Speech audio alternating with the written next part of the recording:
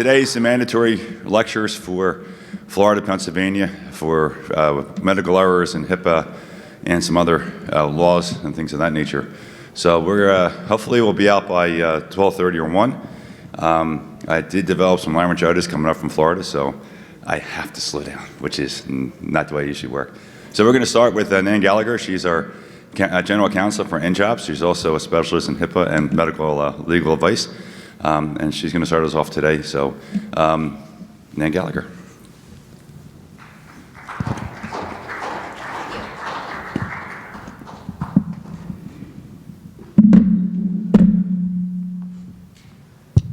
Good morning. Wake up, everybody. We're going to talk about a scintillating topic today. No, I do want to thank you all for coming. I know it's early. It certainly is for me. My name is Nan Gallagher. I am the owner of the Nan Gallagher Law Group. We have offices in Morristown and New York City, and we're proud to serve for the last several years as General Counsel to the New Jersey Association of Osteopathic Physicians and Surgeons. It's a pleasure to be here. I know that we started a little bit behind the scheduled time to accommodate everyone streaming in and having breakfast, so I am going to get this course over with on the same time, which is 8:30. This is normally a 2-hour presentation. Be happy you're not sitting through that. There's a few topics in a healthcare lawyer's life that she really can't make sound very exciting. One is HIPAA, and another one is end-of-life care or POLST. So you're going to sit through the HIPAA one. And we have a federal requirement that you must undergo this training every year. Federal law says that every licensed healthcare practitioner must undergo HIPAA training annually, as well as your staff. So you can consider this your annual HIPAA training. And I will skip through a bunch of slides, so we're going to skip over a lot of stuff that's going to make your eyes glaze over. But what you will be able to walk away from this presentation is, what do I need to know about HIPAA so I don't make a big mistake and I don't have to call Nan Gallagher? But if you do have to call me, give me a call. I can help walk you through it. Okay. I have no conflicts or financial interests here. And a special thank you to NJOBS and TIMA for having me. If anyone's interested in learning about my background, this is all I do. I represent doctors. I have for over 20 years. Represent a bunch of associations and medical staffs. I am a certified HIPAA administrator. I'm also a certified OSHA analyst. So I help with office compliance, and if you do get into some trouble with any of these daunting federal requirements, you can always give me a buzz and I'll walk you through it. So you'll see as I go through this, it's generally my style not to just read from the slides. I think that increases the likelihood that you will be snoozing at your table. But we will talk about broad strokes here for HIPAA, and I'm sure all of you understand. But there are some things that people don't understand or have misimpressions about. HIPAA generally is broken into two parts, privacy and security. The security component was a supplement to the original HIPAA statute. The original HIPAA statute, which is a federal law, came into effect in 1996. There have been subsequent modifications of the statute over time, with most notably in 2017. So while we are going to go through some of the HIPAA requirements, I do want you to understand that as you get to the point of having documentation for your practice so you do comply, give some thought to the fact that if any of your HIPAA materials were prepared pre-2017, they likely need to just be reviewed and dusted off. I can certainly do that for you. I don't charge to give you an opinion if you have outdated materials. So in a nutshell, privacy law under HIPAA, which there's a federal law, and then New Jersey, Pennsylvania, and New York, as well as many other states, have their own local HIPAA regulations. The regulations in New Jersey, where we're situated right now, are a little bit more unique and stringent. than the federal requirements, but if you're adhering to federal requirements for privacy or for security under HIPAA, you're going to be fine. In a nutshell, though, if you are a physician and in any way you're dealing with electronic protected health information, EPHI, you may hear me call it PHI or EPHI, electronic protected health information, you are subject to HIPAA. So if you have paper charts in your office, you don't have to necessarily comply with HIPAA. You should. If you're only strictly paper charts, you should comply with HIPAA, in my opinion, because the overarching theme for today is that patients don't understand what HIPAA is. They think they do. They'll say to you, oh, that's a violation of my HIPAA rights. 9 times out of 10, you have not violated someone's HIPAA rights. They hear a little bit about it on Law and Order or Grey's Anatomy, and they think they know what HIPAA is. So I get frequent calls from doctors and frequent calls from patients who I don't represent. They will come to me and say, well, was this a HIPAA violation? And I say, no, it was not. We're going to talk about over the course of the next 40 minutes or so what is actually a violation versus just an unintended disclosure for HIPAA. If you have an unintended HIPAA disclosure, meaning you didn't intend it, it wasn't a breach, it was just kind of, probably shouldn't have faxed these records to that unsecure fax, etc. That's an unintended HIPAA disclosure, and it's not going to bring you huge penalties. It's not going to bring you ill repute. So we'll talk about that as this course goes on. But ultimately, under the privacy statute for HIPAA, it's very important that you have standards and formats in the form of a policy manual, both for privacy and, as we'll get to it, for security for your practice. So if you have a private practice, or you are an employee of a private practice, and you deal with EPHI, or your administration deals with EPHI if you have an EMR, you must have and be somewhat familiar with, note my rolling eyes when I say that, somewhat familiar with what the two manuals, the privacy policy manual and the security policy manual say. So if you have no idea, you should probably get yourself some policy manuals or ask someone who you work for, because that is a major requirement for your compliance, as well as this training.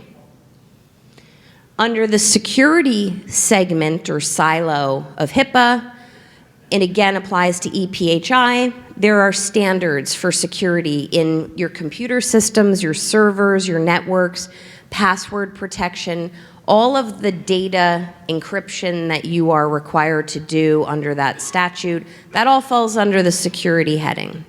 So think of privacy as the ethereal obligation to keep a patient's protected health information private and to transmit it securely. And then under the security section, make sure that you think about having good computers, good servers, good networks, good encryption methods, good softwares, great password protection, great usernames, changed passwords, limited access to the EMR, not letting patients see your EMR. That's a big one. We'll talk about that. And then that's how really you will end up achieving full compliance. High tech, just to bore you a little bit further, high tech is a segment, it's a different statute, it's a segment or an offshoot of HIPAA, it's federal law, and it essentially governs health information technology. And that really is an add-on to the security rule under HIPAA. So it requires that you have to notify of large breaches. Usually you see that, or maybe you read that in the realm of Horizon, a laptop was stolen, there was a huge breach. Then that requires added measures by the healthcare entity or business associate, which we'll talk about in a moment, to notify individuals of breaches. It also has increased penalties for violations, and then it also requires notification different formats to notify individuals that their health information may have been breached. I remember a few years ago, I was an insured of Horizon, and I got a notification that my protected health information might have been breached because a laptop had been stolen by an underling at Horizon. And I was very upset, and they offered to provide 1 year of identity protection for me, which certainly didn't comfort me or the thousands and thousands and thousands of other insureds, but it was the best that they could do and that they were required to do in terms of patient notification under the HIPAA statute. They also Horizon did have to pay a lot of money in fines to the federal government. Federal government wants, believe it or not, this is my theory, they want HIPAA violations. They want breaches because they make money. They make money on these fines. So when there is a complaint that comes in to the U.S. Office of Civil Rights or the New Jersey Office of Civil Rights, for example, these are agencies that govern HIPAA and enforce HIPAA.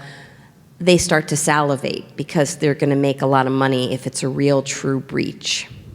As far as business associates are concerned, which was really something that developed under the high-tech component of HIPAA, business associates are those entities, vendors, et cetera, with whom a physician deals. So maybe it's your EMR company, maybe it's your biller, maybe it's your accountant. Some accountants actually have occasion to review patient health information when they're making determinations and giving opinions to doctors on out-of-network fees and how to bill them and financial guidance. I would also tell you that even the relationship between an association and a doctor should have a business associate agreement in place. So you need a business associate agreement in place with any vendors or associations with whom you are exchanging health information with, or they're exchanging it to you. So I do represent several societies and associations of doctors as their general counsel, and I can tell you it happens all the time where I, as the attorney, will get an email from an executive director saying, can you help Dr. Smith with this? He doesn't know if he needs to appeal this. And it's simply sent by unencrypted email, and it's PHI, and it's sent to my email, which mine is secure. I don't know, I can't speak for the associations. But the doctor initiated sending that material from his AOL account or his Hotmail. So I think we're all smart enough in the room to know Gmail, Hotmail, AOL, all of those newfangled free email services, they're all unsecure, and most doctors use them. So just be careful and mindful and vigilant that if you are sending any patient information, and that's going to include names, demographics, social security numbers, and it can just include the name. That's a question I get frequently. Well, what if it's just the patient's name? That is HIPAA protected. That's a HIPAA protected detail of information. So ultimately, if you are sending protected health information to anyone, of a business associate, or frankly to anyone, if you're sending it to me, we're going to have a business associate agreement in place. If you're going to send it to your association, the same. So high tech is the component of the HIPAA statute that enforces doctors sending and receiving PHI properly. So there are different ways, and I won't waste your time this morning, about how you can send and receive protected health information properly, whether it's using secure faxes or in share file type of things or encrypted email. I won't sit here and bore you with that, but if you want some information or guidance on it, you can certainly feel free to call me. That is the most heavily scrutinized way that the Office of Civil Rights, with both the federal government and New Jersey, will come after a doctor if they see that he or she is sending ePHI improperly. So there are different branches towards HIPAA enforcement. I don't think it's a good way to start any Saturday with just scaring doctors about what they need to worry about. But in my slides, which I believe you can all receive copies of, you'll see the different ways that the government will go about enforcing. Most notably for you is the offices of civil rights. They will send a letter or knock on the door, but it's more often than not a letter which says we are in receipt of a complaint. So the complaint will say something like, patient believes that you improperly or carelessly sent their protected health information from one way to another. And also CMS. CMS will be notified if it's a Medicare patient if there's been some type of improper transmittal of protected health information. I did want to just tell you one little side story, interesting story, but it's so funny how security and privacy can become compromised. So a few years ago, I represented a doctor, and he called me and he said, "You're never going to believe this. I have a problem. A few months back, I hired a shredding company to come take my old files that were older than 7 years and to shred them." And I said, "Did you use a HIPAA-compliant shredding company?" Which you should do. And he said, "Yes.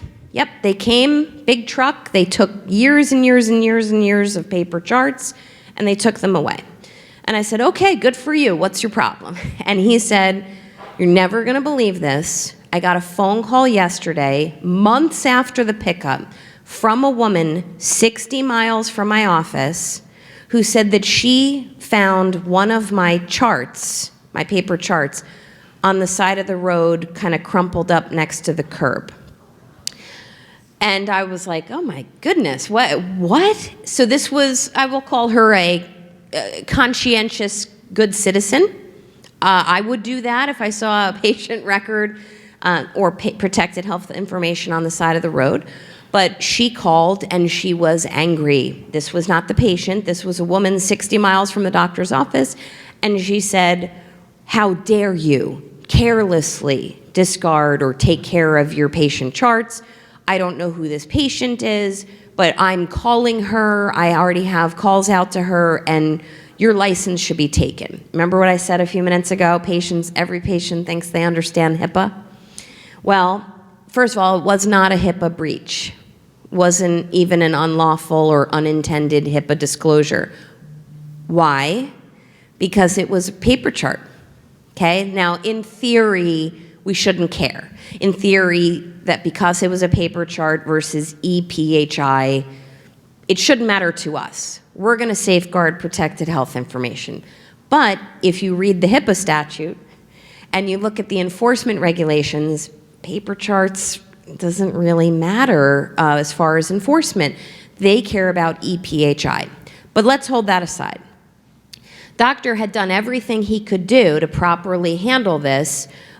He hired a HIPAA secure vendor, and they came and they just carelessly, something must have bounced out of the back of the truck, which is what he was told. Patient was notified by this conscientious good citizen, and the patient was very upset, and she wrote a letter. She was a Medicare patient. She wrote a letter to the New Jersey Office of Civil Rights and to CMS. And that doctor had to spend a year of his life answering for the mistake or carelessness of a shredding company, right?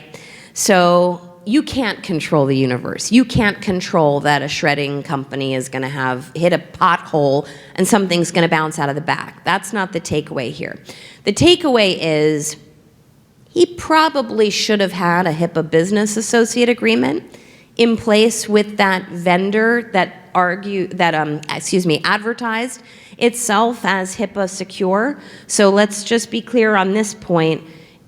You're only obligated to keep patient records for 7 years unless the patient is a minor. Then it's essentially 2 years after they reach the age of majority in which you have to keep those records. But if you are purging, and I recommend that you purge paper charts. I'm all in support of that. Maybe it's my type A or my OCD. But why would you keep a chart around if you're no longer seeing that patient, more than 7 years had passed, they're not a minor, and it's just an opportunity for something bad to happen? So if you are purging records, which I do think you should, find a HIPAA compliant shredding company and make sure that you vet that. Not just, oh, well, it was on their flyer. Ask them questions about what they do. Make a list. Keep an inventory of the patient charts you gave. Yes?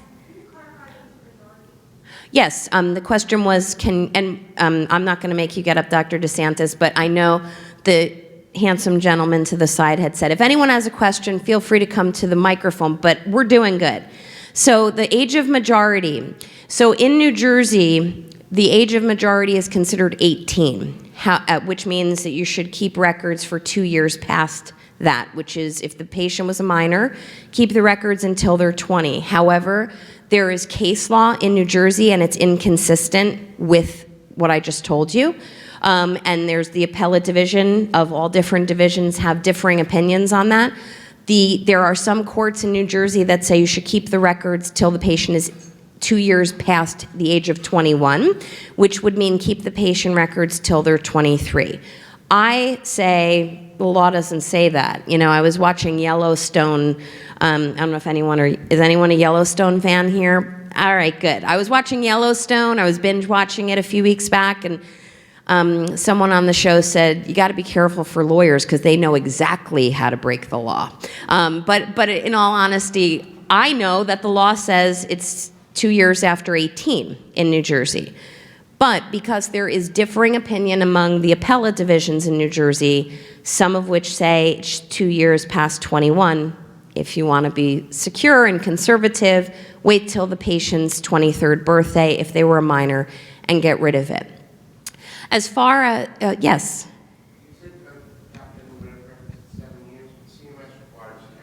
Well, CMS on some plans requires 10 years. So the question was, I know we were saying it's 7 years, CMS requires 10 years. Some CMS plans require 10 years. The look-back period for fraud for patient record retention is 10 years. It's 10 years in this state for any payer or any patient. If there's a fraud investigation, the statute of limitations is 10 years.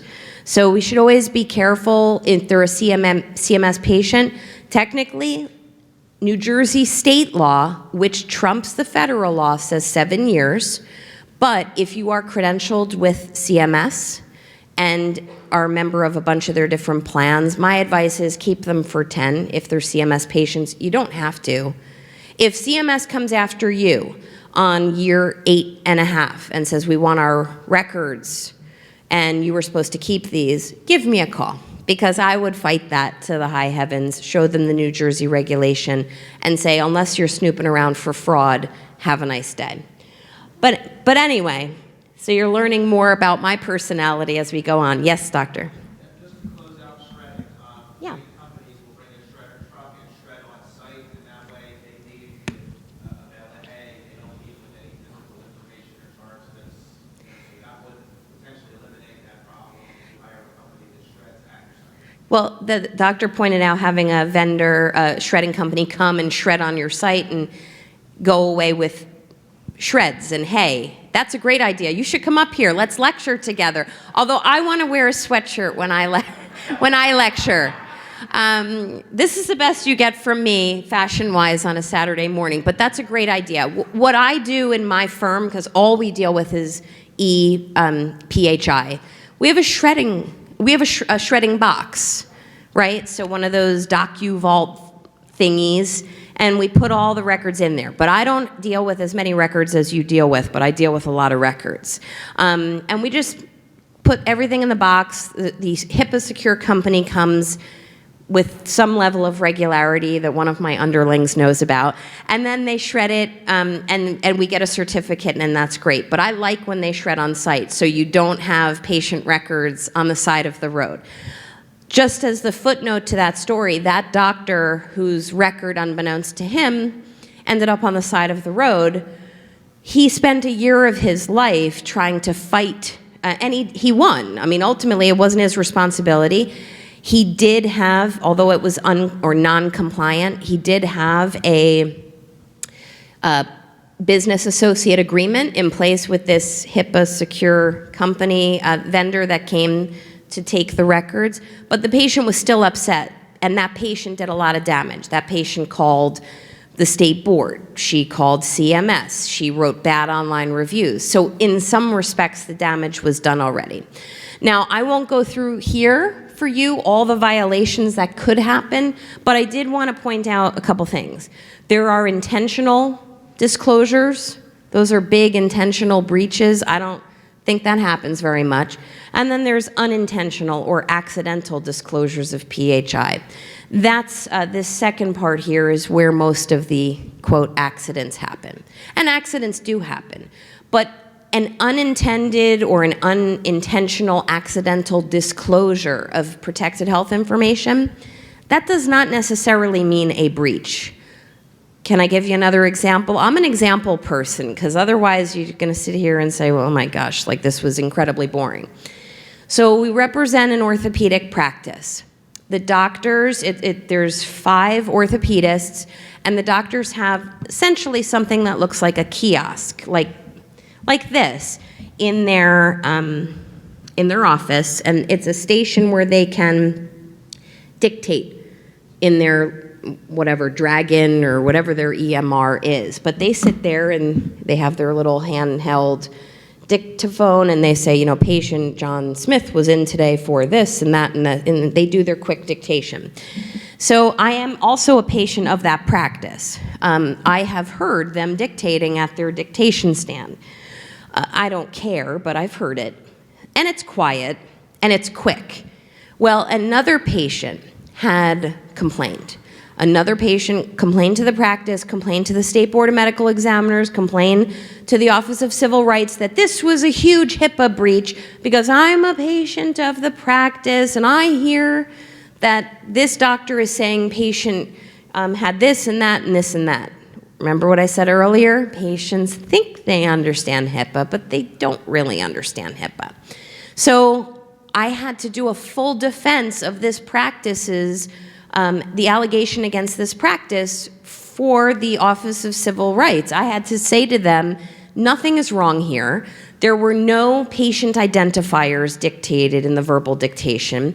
And I don't know at the time, this was every bit of 6 or 7 years ago. I don't know what software they were using, but at the time, everything, according to the doctors, was auto-populated in the EMR. They don't have to say it's patient Marjorie Jones. They just call up the patient's name, click, click, click, get to the findings or progress notes section or orders, whatever section this doctor was in on that day, and he dictates. You know, patient was in, and dictation. And then it got shipped off. I was told it got shipped off to another country and transcribed overnight and then put into their EMR. So ultimately, the net result of that huge burdensome investigation, and it was an expensive one for the practice because fines were levied originally against the practice. They shoot first sometimes and ask questions later, some of these agencies. So the net result of it was there was no harm, no foul. There was no HIPAA breach. The practice was given a letter of collegiality. It wasn't even a warning letter saying, maybe don't do your dictation in earshot of patient rooms, or make sure patient rooms the doors are closed, etc. And you know what? The doctors were on their way, but boy, they were angry. They were angry. They spent money. They paid some fines. Some of the money they got back, they had to pay for an attorney, and which wasn't that expensive. It wasn't that expensive, but they had to outlay this money. And at the end of the day, they didn't do anything wrong, but it took a year of their lives. So patients think, well, if I hear something about another patient, whether it's their name or not, it's a HIPAA breach. Well, no, it's not a HIPAA breach. Maybe it was an unintentional disclosure of PHI, and I'm not even going that far, because I didn't hear anything in what I was told in this woman's affidavit that triggered any protected health information for me. So there's various tiers of penalties, and they can range anywhere from $250 to $50,000. And then now with Tier 4, which is the more recent modification of the HIPAA statute, there's a maximum fine of $1.5 million, and that's really for any violations that are of such an egregious and intentional nature that they should have never happened in the first place. So we've already talked about PHI. What you should do if there was some unauthorized disclosure of PHI. If you feel, and it happens, I get this call a lot, if you feel that you have had an unintended or something coming out of your office, went to the wrong person, should have been handled better, then first thing you should do when you become aware of it is to minimize, right? Contain the fire. Contain it from causing any further problems for your practice. So immediately notify your HIPAA compliance officer, which, and pardon me while I leave the stage for a minute, I just want to get my water. But your office has certain requirements in terms of HIPAA compliance with regard to paperwork. You need that privacy manual. You need the security manual. You also need to have HIPAA compliant forms, things like authorizations for release of protected health information, things like having proper business associate agreements, also having things like HIPAA compliance officers, etc. So you should appoint, and it may be you, a HIPAA compliance officer for your practice. I serve as a HIPAA compliance officer for a lot of practices. That is something I don't charge for, but do you really want to know all the intricacies of this stuff? Some people just say, can I appoint you? And I say, sure, thank you. I'll take it. So the HIPAA compliance officer should be notified, as well as filling out some type of incident report. It can even be an email to yourself. On this date, Maggie sent lab results to the wrong doctor's office. That's not a breach. It was just an unintended HIPAA disclosure. There won't be a fine, but you should do something. Worst thing any doctor or doctor's office can do, even if there's a low-level, unintended, or accidental disclosure, the worst thing a doctor can do is nothing. So this happens a lot where lab results or radiology results go to the wrong office or for the wrong patient. Maybe your office has two Margaret Joneses as patients and the wrong records went to the right office. If something like that happens, don't do, oh, no, I didn't hear this, it didn't happen, I'm not going to do anything, and we'll see if I get in any trouble. That is bad, because if you find out about it and do nothing, even if it's an unintended, very simple disclosure, that's where fines come in, because it then suddenly becomes like you're an accessory after the fact. You intended to hide this or conceal it. It's deceptive. So contacting maybe yourself. You might be your HIPAA officer, making sure they're aware, making sure that there's an incident report, even if it's an email to yourself in the office, making sure that if there's any containment that has to happen, if it's a small violation, if it's a big violation, the bigger violations, which you can see in these slides, which I won't bore you with, some of them have to be reported to the Department of Health and Human Services. Those are the big breaches, like the Horizon breach I told you about earlier. And then for those large security breaches like we're talking about that involve more than 500 individuals, you actually must do a publication with a prominent media outlet. So let's hope that never happens. We talked about business associates, so I will skip over that.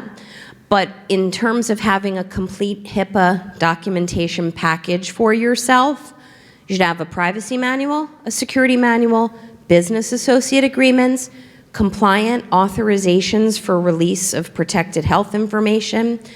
You should also have a notice of privacy practices. If you're going to take one thing out of this presentation this morning, here it is. Are you ready for it? It's not on the screen. I can feel the suspension. I could just feel, it's electrifying. Are you ready, folks? Woo! All right, here it is. If you do not have a HIPAA notice of privacy practices, if you don't have it, you must have it. Let me keep going. If you don't have one that was prepared post 2017, you need a new one. Yours is outdated and illegal. If you need a new one, call me or email me. My information's at the end. You need one post 2017. And here it is, folks. Wait for the buildup. If you have a practice website, it must be on your practice website. And as unexciting as that sounds, that is the number one way you will get investigated in random investigations by the Office of Civil Rights in New Jersey.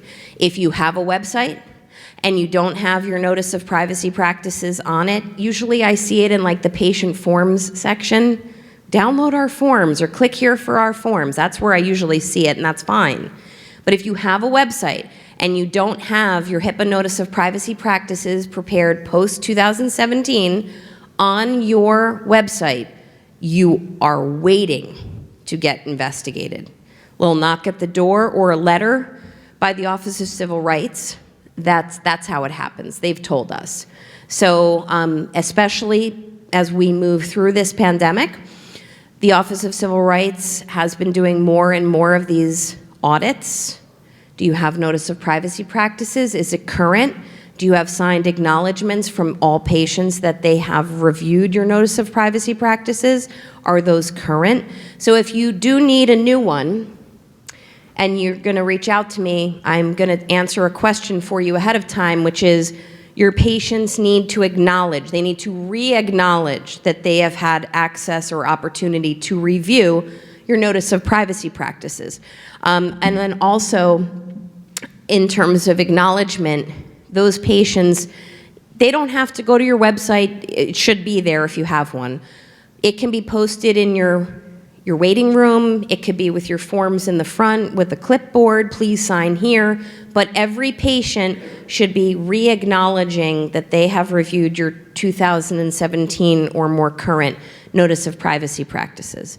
I'm just jumping all over the place, though. I apologize because you're probably like, she's not even reading what's on her slides, which I don't know about you. Do you want to read this stuff? Anybody? Anybody? In the back. All right. So let's talk about passwords real quick. As I told you, I'm going to get you out of here on time. How many of you, by a show of hands, have at least one office staff person working for you? Okay, thought so. So you have staff people working for you, and I'm assuming many of you have access to EMR. If you have electronic medical records, each individual who works in your practice must have his or her own username and his or her own regularly changing password. Reasonable, seems pretty common sense, but I can tell you those passwords need to be changed. They need to be chosen by the individual user. So if you're setting someone up and their password is, hashtag, exclamation point, 123, that's their original password you gave them, they must change it. And there must be a setting in place or a reminder in your calendars to reset those with reasonable regularity. I say usually every 2 months is fine for me. Many of these programs will auto remind you, but 2 months is reasonable when you're a doctor's office. I don't have to change my passwords every 2 months. I change them every 4 months. So if you're going to come hack me, I just change my passwords. So don't come knocking. As far as, let's talk about, and I don't think it's on this slide. Let's talk about patients seeing your EMR. How many of you have examination rooms where the computer is in the patient room and you're typing away when the patient is there? Anyone? Okay. I'm a patient. I go to these offices and I, with reckless abandon, give my unsolicited advice. And I love doing it. And I say, oh, can't do that. Can't do that. How many times have I walked into, well, I don't know, a pediatrician's office, my general practitioner's office, whomever, and former doctor's offices, where there's a screen, and whether maybe I'm getting a radiology study and there's a list of patient names, all of the people who were set to have these radiology studies, or all the people who, maybe it's the screen from the patient who was in the room last at a cardiologist. That is risky behavior. There should be some type of method to minimize or black screen or to obscure. There's a lot of screen protectors that can be put in place on different computers that can obscure the view of someone looking, but not the person who's typing. The person can see it, but if someone's looking from a side, they can't see it. These are measures that HIPAA expects you to follow. The federal law says that you should have measures in place that deal with obscuring another patient's access to other patient names. So that's very important. That's risky. That's, remember what I always say, patients think they understand HIPAA. They don't understand it. So if they walk into your office and they're like, why is there the former patient, I'm reading here, look at this, look at all this. This is a HIPAA breach. Well, it's not a breach. If that happens and you get a patient who's having a bad day and they get very aggressive with you and they say, well, what if that was my information? Why is that on the screen? First things first, feel free to give me a buzz. I get that call a lot. But even if you don't call me, notify your HIPAA officer, maybe it's you. And it's essentially damage control at that point. It wasn't a breach. We take this very seriously. Thank you for bringing this to our attention. This should have been minimized. I can assure you this was an isolated event, right? That's what we would do. So following those kind of PR steps should minimize the problem and neutralize it. Ultimately, though, for you, if it doesn't neutralize the problem and you get a call or a letter from the Office of Civil Rights or the state board, don't go that alone. Don't go that alone. The state board, which governs your license and has nothing to do with HIPAA, nothing to do with HIPAA, they can bootstrap liability to you if they think that you've broken some rules. They'll throw it into one of their catch-all regulations. They'll say, well, you should have known better. And we're going to say that you have professional misconduct for doing X, Y, and Z under this provision of the New Jersey state regulations. Let's not ever let it get to that. But don't go that alone, because what is really an easy explanation for some unlawful or unintended disclosures, if you give the wrong explanation, you're just inviting the spider to weave you into its web. So, we are almost at the end, and I don't think I've read off of a single one of my slides. But before I do, and I can answer questions, and I have a couple more things I want to tell you, but really this is the meat and potatoes of it. Ask yourself, do you have a credible compliance plan in place? So you just had HIPAA training for 2022. As I mentioned, so you get CME for these presentations at AROC, which is great. But also, if anyone wants a certificate from me, like I'm certified by HIPAA, I'll issue you one. It's not CME related though, but I'm happy to do that, so you can feel free to reach out. But do you comply with HIPAA? Are you following reasonable steps? Faxing is not governed by HIPAA. If you want to send patient records, hopefully ones that are not voluminous, from point A to point B, let's just say, for example, I'm here, and a client of mine, he says, well, I don't have a scanner at home. I need to get you these records. Can I fax them to the hotel? He can. I think that's crazy, and I think this loop in HIPAA is going to close, but he can fax some patient's records to the front desk at the Hard Rock and not violate HIPAA. I think that's incredibly poor practice to do that, but he can do it. So faxing is a way around HIPAA. I don't recommend it. Do you have your privacy manual, security manual, business associate agreements? Do you have authorizations for release of protected health information? Here is one point on that I want to tell you. How many people in this room have ever received a subpoena from a lawyer to release records? Okay, good. It happens all the time. I send subpoenas all the time. That subpoena must accompany a HIPAA-compliant authorization signed by the patient or the patient's executrix, administratrix, etc. Maybe the patient's deceased. A subpoena, even though it looks all formal, looks all legal, it's from a lawyer, ooh, I better comply with this, a little scary. If it doesn't have a signed authorization from the patient or the patient's guardian or executor, etc., you're not to comply with that. You can always feel free to send those over to our office. We handle those. We don't charge for that. Hey, Nan, we just got this subpoena in. Is it good to go? Can I comply with this? I take a look and I say, no, it's not. You want me to send a letter, doctor? Yes, please send a letter.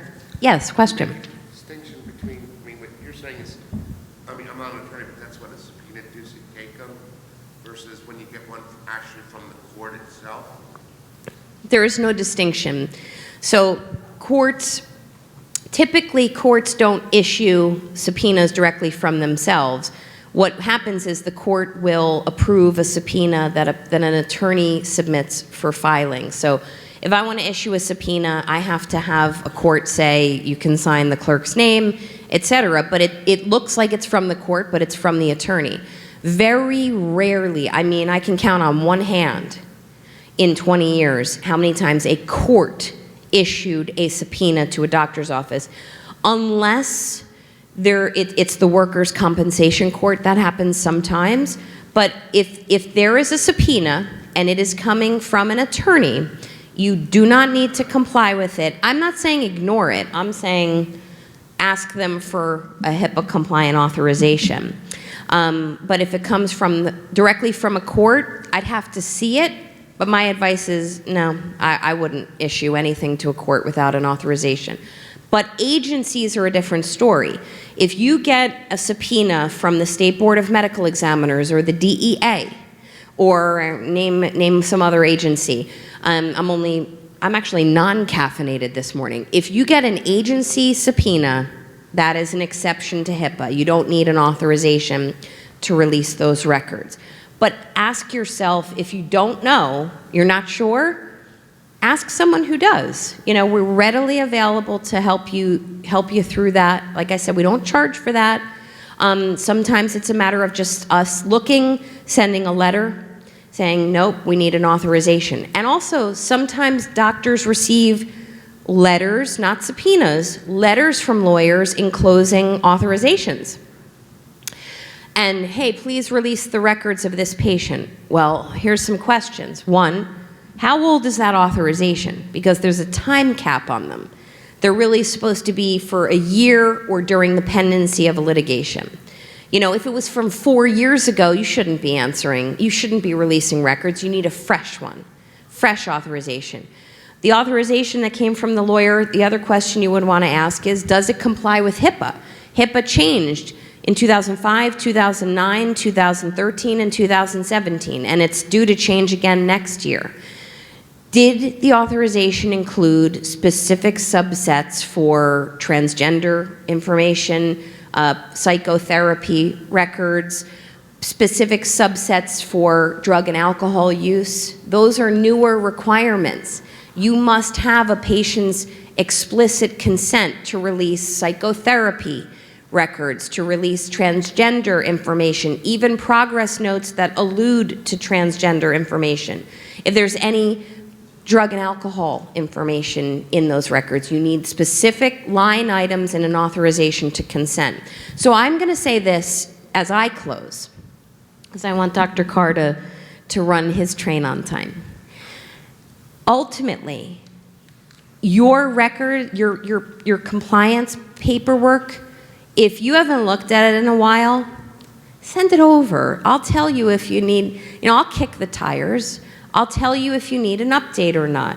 Or talk to your trusted HIPAA company. Maybe use HIPAA Compliance Now, or I forget what they're called, HIPAA something now. And then there's different organizations who do it.